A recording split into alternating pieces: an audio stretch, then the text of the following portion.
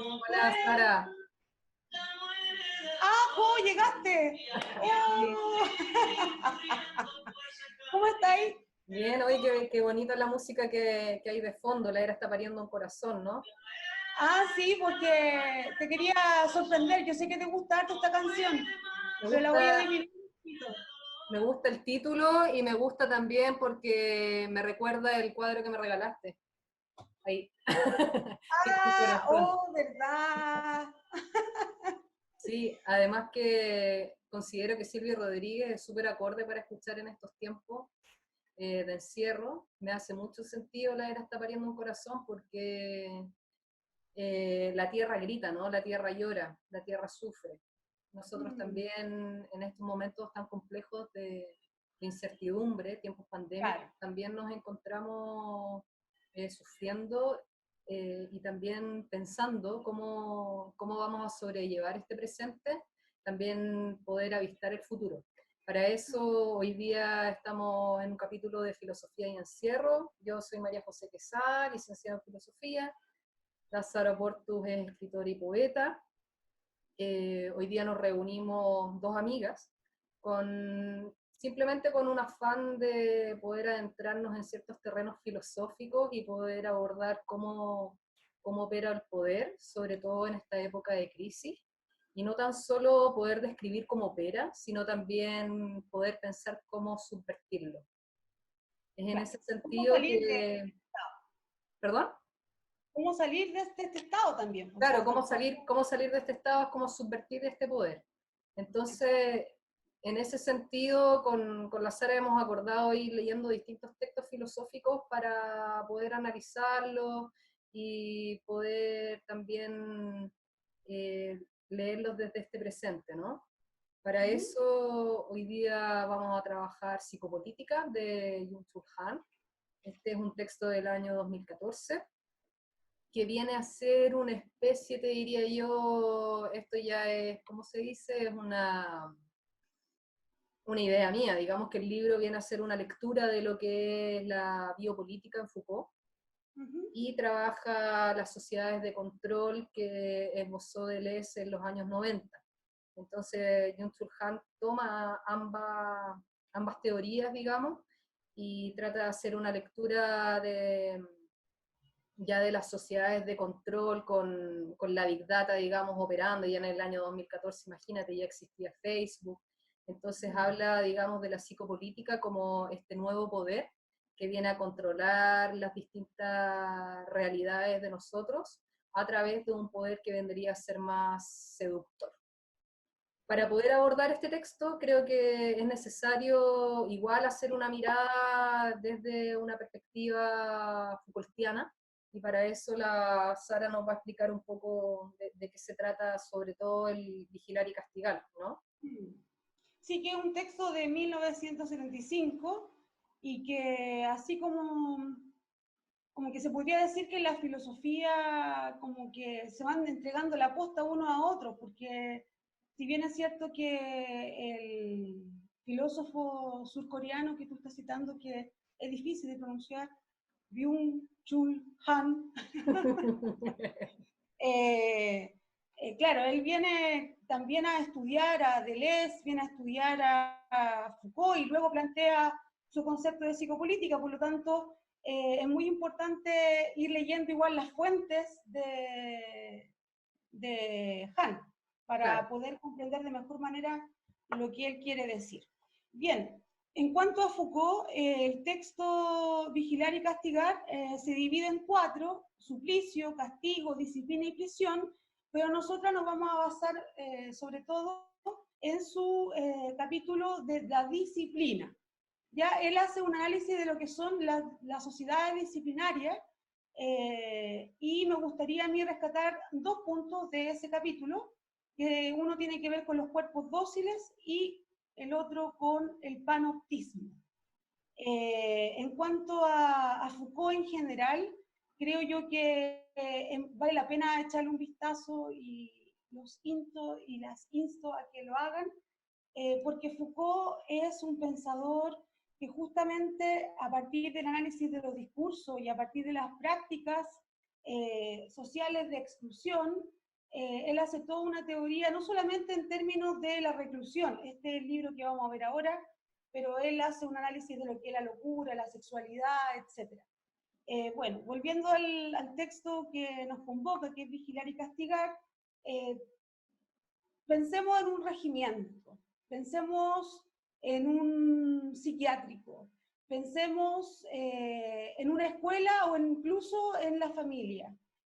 Para Foucault, todas estas instancias de reclusión lo que buscan es normalizar o prescribir normas de comportamiento con una serie de prácticas sociales. Entonces, en ese sentido, las necesidades del ser humano, que son para él espirituales y corporales, se fija sobre todo en el cuerpo. En el cuerpo como una forma de que el cuerpo vendría a ser justamente asediado por el poder, asediado de tal manera que lo controla, no solamente en el sentido espacial, sino que también corporal. Entonces, en cuanto a esto, yo me imagino siempre la película Tiempo Moderno de Chaplin, ¿no? Donde como que el cuerpo se vuelve una especie de máquina, donde estás haciendo todo el rato lo mismo y nunca ves la totalidad del objeto que tú estás creando. Y en ese sentido, habla de los cuerpos dóciles, porque un cuerpo dócil es un cuerpo que está preparado para ser manejado. Que se somete, que se somete, Claro, claro, que se somete a este poder disciplinario, digamos. sí. Y por ejemplo, eso lo vemos en el colegio. ¿Por qué estar 12 años mínimo de enseñanza sentados por 8 horas diarias? Eso igual quiere decir algo. En cuanto a ese sometimiento que dices tú. Y en la edad clásica que Foucault habla en ese texto, no solamente hay un registro anatómico que tiene que ver con la máquina de Descartes, sino que también con un registro técnico-político que tiene que ver con todo el conjunto de reglamentos, normas en los hospitales, los procedimientos que hay, justamente para tener controlado nuestro cuerpo. A lo que se llama biopolítica. Claro. Biopolítica que tiene que ver, si tú nos puedes dar algunas luces con respecto a lo biopolítico para ir entrando a lo que sería la psicopolítica. Y me gustaría a mí como Sí, de pronto polemizar, pero ya te voy a polemizar, porque viene después Sí. de lo que... O sea, la biopolítica tiene que ver mucho con lo que tú estás comentando y graficando de manera muy, muy buena, porque en el fondo tiene que ver con la sumisión del sujeto a ciertas prácticas que son más rígidas, que tienen que ver, que son más hacia lo corporal, digamos. Tenemos una disciplina que es más rígida, que se encausa también en un espacio temporalmente, en un espacio temporal, digamos, delimitado, como es la cárcel, como es la escuela, como es la familia, donde lo que nosotros hacemos viene a ser la normalidad. Y esa normalidad que nos llena de convencionalismo es lo bueno y lo malo. Entonces también lo podemos plantear en ese sentido como un cierto binarismo, digamos, que se vive en las sociedades disciplinarias. Ahora, adentrándonos un poco a lo que vendría a ser la psicopolítica operaría de un modo distinto, ya no mediante la prohibición y la reclusión de nuestros cuerpos, sino que todo lo contrario, y por eso es mucho más difícil de manejar y de palpar también, porque tiene que ver con el juego y tiene que ver con el poder de la seducción. Así lo describe Churkheim en su texto, donde él también obviamente está haciendo una lectura de los post-scriptum de las sociedades de control que trabaja muy bien Deleuze. Es ahí donde el poder, digamos, se manifiesta a través de esta seducción, en donde los sujetos, digamos, nosotros mismos, nos hacemos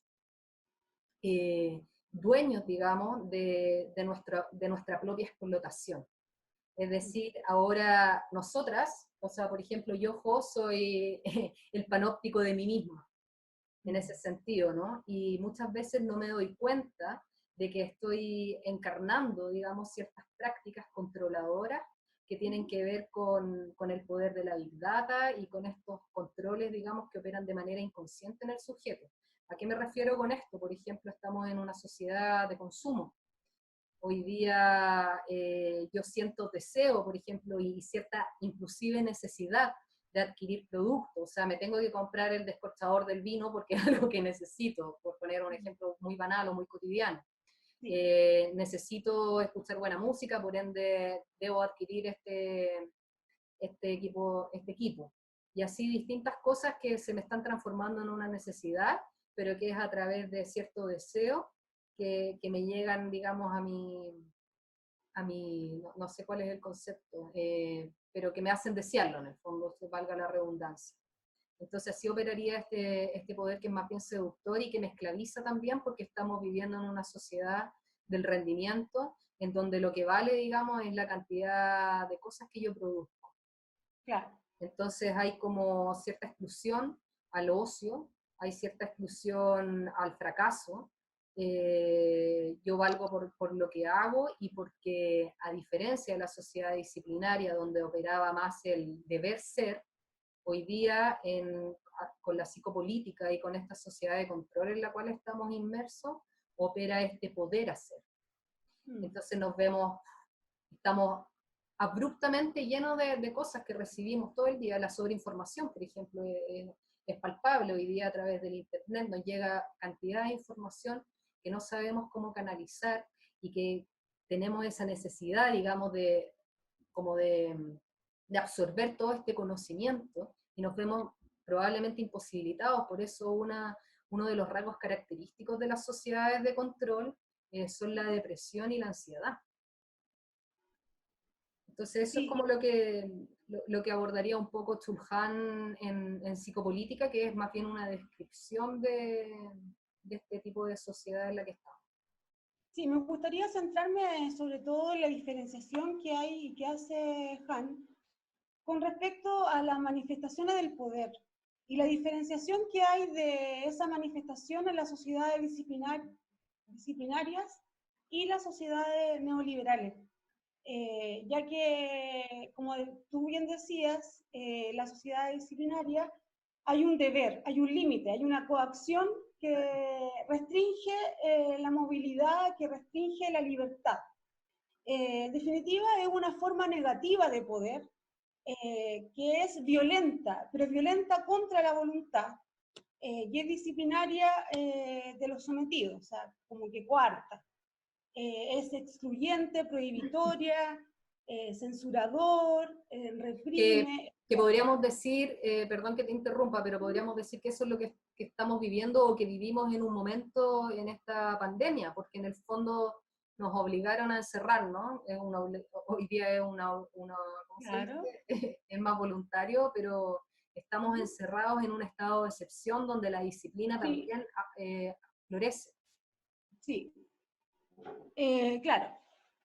Y por otro lado, y eso lleva también, podríamos hablar del miedo, ¿no? Como que eso involucra también un miedo, un pánico colectivo. Y por otra parte tenemos la forma permisiva del poder, que sería este poder que se ofrece como libertad. Y ahí es donde hay un tema súper importante, creo yo, que es el tema de la crisis de la libertad, que es tocado por Byung-Chul Han, donde no tenemos conciencia de que estamos sometidos.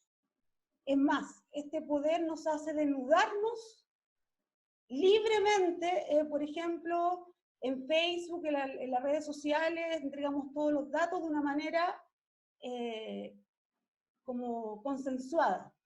Claro, es algo que entregamos de manera voluntaria. Exacto. Y que la verdad es que no ponemos atención o no nos damos cuenta de lo que estamos entregando. Por ejemplo, hoy día, cosas que pasaron esta semana simplemente, o lo que está ocurriendo en Oriente, en China, de cómo ha sido el tratamiento de esta pandemia a través, digamos, de mecanismos de control que uno no los pensaría ni siquiera en una película de ficción.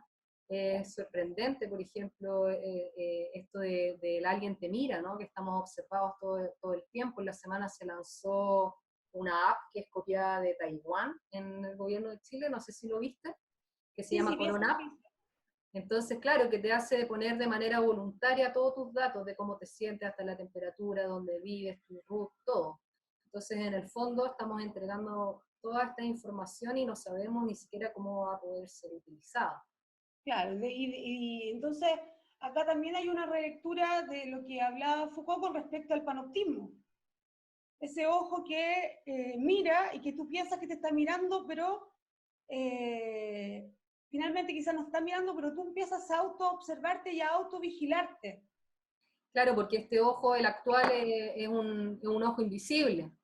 Un ojo Claro. invisible, entonces puede estar o no estar, y nosotros ya, el tema de la libertad que tú hablas es súper importante poder trabajarla, porque finalmente uno se pregunta y dice, chuta, esto es libre elección, Mm. mis deseos son libres. Mm. Sí, y también ligado a esto de la libertad, me parece sumamente importante hablar justamente de la biopolítica y del paso de la biopolítica a la psicopolítica. ¿Por qué? Yo pienso que de Foucault, y yo pienso que también tú quizás, no sé, qué te parece, pero se me ocurre a mí que también se puede desprender una psicopolítica porque Foucault, o para Foucault, el alma es la cárcel del cuerpo. O sea, en el sentido de que las creencias de nuestra psiquis pesan más, por esa vigilancia, por ejemplo, pesa más incluso que el control o de la vigilancia externa o de aparatos de inteligencia, por decirlo así. Nosotros estamos siendo gobernados y autoesclavizados muchas veces en la actualidad por nuestra psiquis. Sí, yo estoy de acuerdo contigo, de hecho, Foucault lo trabaja mucho en las tecnologías del yo, Uh -huh. también, el tema de cómo somos controlados desde nuestros pensamientos, ya no va por algo corporal, por eso el término biopolítica, él mismo se da cuenta, creo yo, de que queda corto para el análisis, pero obviamente él lo trabaja, digamos, lo esboza. Claro, y bueno, volviendo al tema de Han, él también habla justamente que quien impera hoy día es el capital. Él es súper como, en ese sentido, súper directo en hablar de la dictadura del capital, que nosotros somos nada más que unos intermediarios que prestamos nuestra libertad o como que en nombre de nuestra libertad compramos, consumimos, producimos y finalmente quien comanda todo o nuestro nuevo Dios es el capital.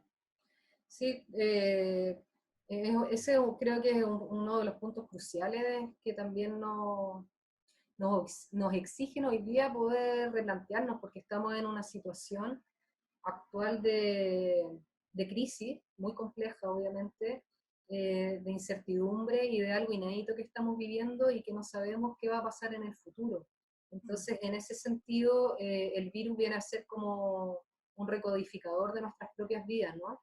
Entonces nos hacen replantearnos cómo vamos a seguir viviendo en esta sociedad consumista donde hoy día, si bien desde el encierro nos damos cuenta de la miseria, digamos, de la miseria en la que viven otra gente. Entonces, es súper importante poder cultivar la empatía y la solidaridad, el saber que ya no tenemos otra alternativa, en el fondo ya no podemos seguir siendo inconscientes de lo que pasa a nuestro alrededor, que es lo que provoca la sociedad de consumo, porque finalmente, claro, yo leyendo al Chulhan decía ya, pero finalmente la sociedad neoliberal lo que te produce es un bienestar, ¿cierto? Es como un bienestar, es esto, el exitismo, pero hay algo detrás que va operando todo el tiempo, que es el endeudamiento, otras personas que sufren por medio del beneficio de algunos.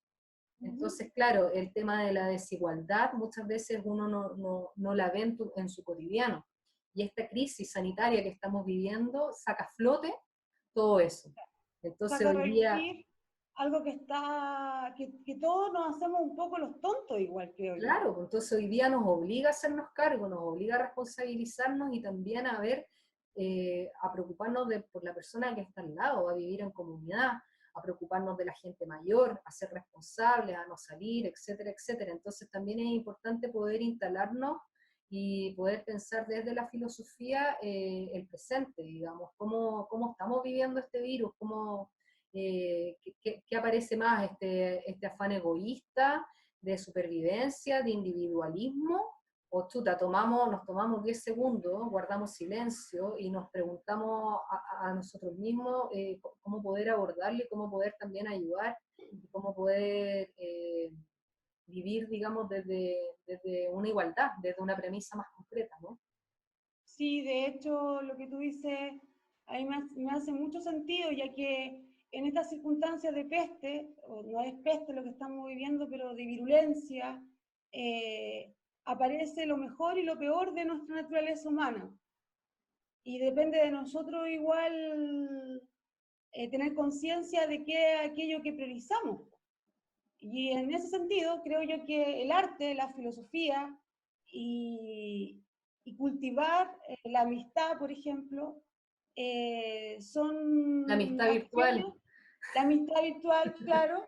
Sí, porque también, es que también, mira, hoy día en la mañana veía una conferencia que dio el filósofo italiano que se llama Franco Berardi, no sé si tú lo Ya, conoces, yo sí, creo que sí, sí. sí, me tocó entrevistarlo una vez. Sí, sí, me acuerdo. Bifo le dice. Ujú. Y él, claro, él se instala de esto de donde yo te comento, desde poder pensar el presente, y él dice, nosotros no sabemos cuándo nos vamos a poder volver a abrazar, o a Mm. tocar, o si voy a un café y me gusta alguien, no sé, nos vamos a poder besar. Entonces, ese tipo de cosas son las que también hay que plantearse de cómo las vamos a abordar, porque lo que no puede ocurrir, dice él, es que exista una autoinmunización, que finalmente una autoinmunización de nosotros mismos que no nos permita, digamos, poder relacionarnos de manera solidaria y empática. Ujú. Y que en el fondo, claro, el virus que cada uno encarna hoy día se transforma en un enemigo. Entonces, ¿cómo cultivamos las relaciones sociales también en este nuevo panorama que tenemos? Porque Sí, la nosotros, verdad que ya no hay alternativa. La alternativa es volver a lo concreto y volver a pensar desde eso, porque si no es la destrucción. o sea, todo esto te hace replantear a nivel de individuos, ¿cierto? Y a nivel también estatal y de los países y del neoliberalismo que impera, nos hace reflexionar acerca de cuál es la visión que tenemos en general del ser humano. Así de grande lo veo yo. Y pienso yo que al menos, por ejemplo, en lo que respecta al sistema educativo, cómo nosotros también podemos educar desde la afectividad, que es algo que no se enseña en los colegios. ¿Y por qué vuelvo a esto? Por lo que decía Bifo, en el sentido de ser empático, en el sentido de ser solidario y en el sentido también de autoobservarnos y de Exacto. autoconocernos, porque nosotros vivimos en función de lo externo, siempre abiertos, pero abiertos hacia lo externo. Las redes sociales son eso, o sea, cómo yo quiero que me vean los demás, pero quizás yo en mi vida estoy pasándolo súper mal y me saco una foto bonita y el buen ángulo para que tener muchos me gusta, pero realmente no estoy haciendo una reflexión cabal en torno a lo que yo quiero realmente. Y si acaso lo que yo he decidido que quiero, realmente lo quiere el sistema que quiera yo eso. Claro, porque en relación al sistema también, nosotros confiamos en un sistema financiero, por ejemplo, que no nos da ninguna certeza y que es un poder abstracto. Entonces, ¿cómo vamos a confiar más en eso y vamos, digamos, a poner por sobre la vida algo así, cuando hoy día lo que necesitamos son cosas mucho más concretas, que en el fondo es poder tener hospitales, poder tener un sueldo mínimo para que las personas puedan vivir en época de crisis? Hoy día yo tengo muchos amigos, amigas, que están en situación muy compleja, que ya no tienen para llegar a fin de mes, para pagar los arriendos, etcétera, etcétera. Entonces, ¿cómo nos vamos a hacer cargo de esto nuevo? Porque finalmente son entornos complejos que hay que tratar de resolver. Y, y lo que te plantea nuevamente la vieja disputa que hay entre el Estado versus el mercado. Exacto. Pienso yo que eso es primordial, porque actualmente nos damos cuenta que nuestro sistema educativo, nuestro sistema hospitalario de salud, nuestro sistema de vivienda, está todo en manos del mercado, y ahora que necesitamos urgentemente que el Estado resguarde esos derechos sociales, resulta que ahora dan créditos Claro. para poder endeudarse los emprendedores. No sé, esas son las salidas de este gobierno. Claro, que Bueno, hoy ese es un día, tema más. perdona, no, que Dale, hoy día dale, en el dale. fondo somos como consumidores y espectadores, ¿no? Entonces, lo que nos obliga a este virus, de un modo u otro, es hacernos protagonistas. Y con eso ya como para ir finalizando, dejar abierto quizás para poder trabajar en otra semana, lo que vendría a ser este futuro, que podría ser la discusión que hay entre CISEC le digo yo, pero como Y parece que se otra dice persona GIGEC. dice chiche. Chiche, sí. Que él Chiche. habla, que también está como la postura, no en contra, sino como son posturas antagónicas con Chulhan. Zizek dice que es posible el fin del capitalismo, mientras Chulhan dice que va a haber una profundización de este. Quizás dejar abierto esta polémica para poder trabajarla en otro capítulo de filosofía y encierro.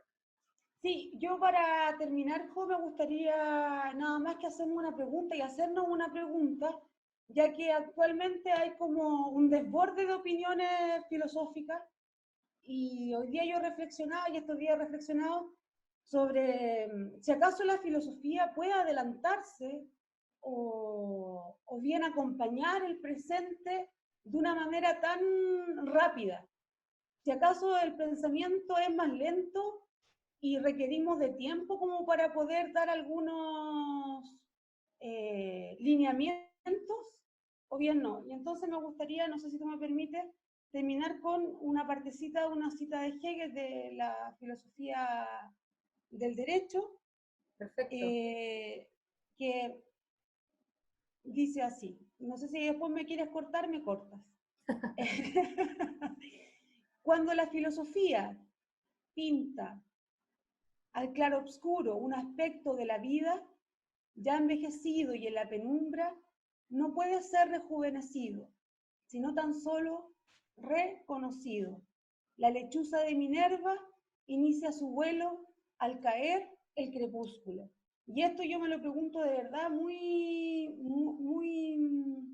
íntimamente, porque entiendo que la filosofía tiene que dar cuenta de lo que está pasando y todo, pero también me doy cuenta que hay una temporalidad que este sistema tiene, que si nosotros quisiéramos vivir en otro tiempo, conscientemente digo, sin el tiempo de la productividad, aunque yo sé que es difícil, pero nos encontraríamos con otra dimensión de nosotros mismos que no está ligado a todo lo que dice Han con respecto a la inmediatez, con respecto a la productividad, a la eficiencia. De hecho, yo creo que es súper importante también cuando yo digo de la afectividad y conocer nuestras emociones, por ejemplo, nuestro cuerpo. Tampoco estoy diciendo esta cosa del coaching ontológico o esta cosa de la inteligencia emocional, que es como también se mercantilizan las emociones, No, claro, por pero como supuesto. para producir, ¿me entiendes? Para seguir siendo aptos y funcionales a este sistema. Por Entonces eso hay que eso yo, reivindicar, por eso hay que reivindicar el fracaso. Eh, sí, yo creo, de alguna y manera sí. y lo singular, obviamente. Pero bueno, eso lo vamos a tener que dejar para para otro capítulo. Y el Sí, búho de Minerva siempre vuela al atardecer. Bueno, Sara, ha sido un placer, digamos, esta conversación, así que nos vemos la próxima semana. ojalá dentro de la semana también, pues amiga, Sí, para que por no me supuesto. abandone. Por supuesto. Chao, Chao, chao. chao, chao.